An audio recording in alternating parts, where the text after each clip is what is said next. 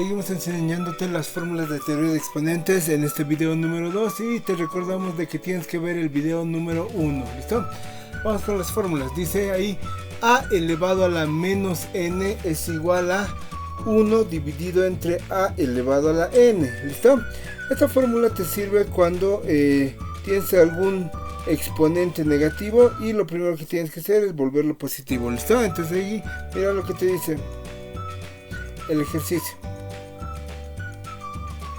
Ya te dice 8 elevado a la menos p es igual a, y lo único que tienes que hacer es anotas el número 1 y copias todo esto pero sin el exponente, solamente lo copias pero sin el exponente. ¿Listo? Entonces ahí está 8 elevado a la p, súper facilito, ¿no? Vamos con el siguiente. Dice ahí 2xy, todo eso, ahí está el paréntesis, todo eso está elevado a la menos seno de x. Entonces, ¿qué es lo que haces? Dices, tengo un exponente negativo y lo que hago es anoto el número 1 y eso lo divido entre, y ahora tengo que copiar todo esto, solamente lo copio pero sin el signo negativo. Entonces ahí está copiado sin el signo negativo. Bien facilito, ¿no? Vamos con el siguiente. Ahí dice coseno de x, todo eso elevado a la menos z elevado al cuadrado. Ahí está, otra vez tienes a tu exponente negativo y lo que tienes que hacer es volverlo positivo. Para eso lo único que haces es anotas el número 1 y lo divides entre y copias todo el lado izquierdo pero sin el exponente negativo. Ya, ahí está, coseno de x elevado a la z al cuadrado. Y vamos con el último ejemplo. Dice ahí x elevado a la menos y a la y a la y. Eso es lo mismo que decir anoto el número 1 y eso lo divido entre x a la y a la y a la y. ¿Listo? Entonces no te olvides de que esta fórmula es la que hay que aplicar cuando tenemos exponentes negativos para volver el exponente positivo y aplicar las fórmulas que ya habíamos visto en el video número 1 de teoría de exponentes. ¿Listo? Por otra parte, es importante que veas el lugar donde está el signo negativo, ya, porque dependiendo del lugar donde esté se aplicará la fórmula de una u otra forma. ¿Listo? Vamos con el siguiente. Dice ahí fórmula a elevado a la n y todo eso está elevado a otro exponente m. Entonces ahí lo que te dice es de que anotas a una sola vez la base y tienes que hacer el producto o la multiplicación entre los exponentes. Ahí está n multiplicado por m y el signo de agrupación en este caso ya desaparece. ¿Listo? Ahí está. Entonces ahí tenemos el primer ejemplo que dice 2 elevado a la x y todo eso está elevado a la y. ¿Listo? Entonces ahí lo que tienes que hacer es anotar la base, que en este caso es 2, y los exponentes simplemente los multiplicas. X por y, ahí está xy. ¿Listo? Y tiene que desaparecer el signo de agrupación. ¿Listo? Ya, vamos por el siguiente. Dice ahí que tienes al cociente de a dividido entre b. Ya, y todo eso está elevado a la 2xp y todo eso está elevado a la 3yd. ¿Listo? Entonces ahí haces exactamente lo mismo, simplemente copias la base, que en este caso sería a dividido entre b, ahí está, y lo que tienes que hacer es multiplicas a los exponentes y dices primero la multiplicación entre los números, ¿no? 2 por 3, el resultado es 6. xp por yd, el resultado sería xpyd. ¿Listo? Y desaparecería el signo de agrupación. ¿Ya? Ahí está, que en este caso sería el corchete, ¿no? Vamos con el siguiente. Dice ahí logaritmo de x, y nota que la función logaritmo está elevado a la 2 veces x, ¿ya?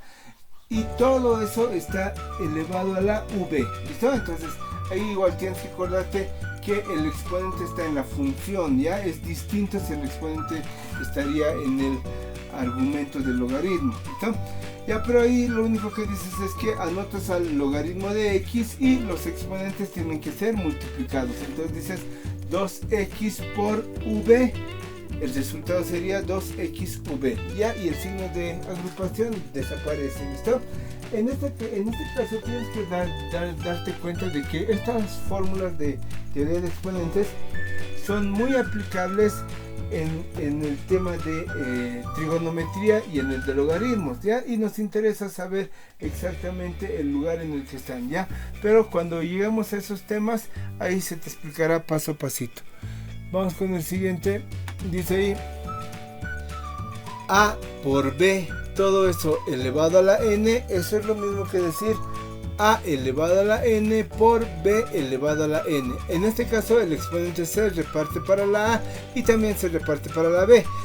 Y lo que tienes que tener cuidado es de que el exponente se reparte siempre y cuando la separación ya sea de una multiplicación o sea de una división. Ahí el exponente se reparte.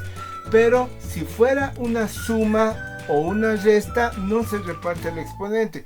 Eso ten mucho cuidado porque ese es un error bien común que cometemos cuando estamos aprendiendo. ¿Listo? A lo que me estoy refiriendo es de que si tú tuvieras A más B, todo eso elevado a la n no es igual a la n más b a la n. No, eso está mal.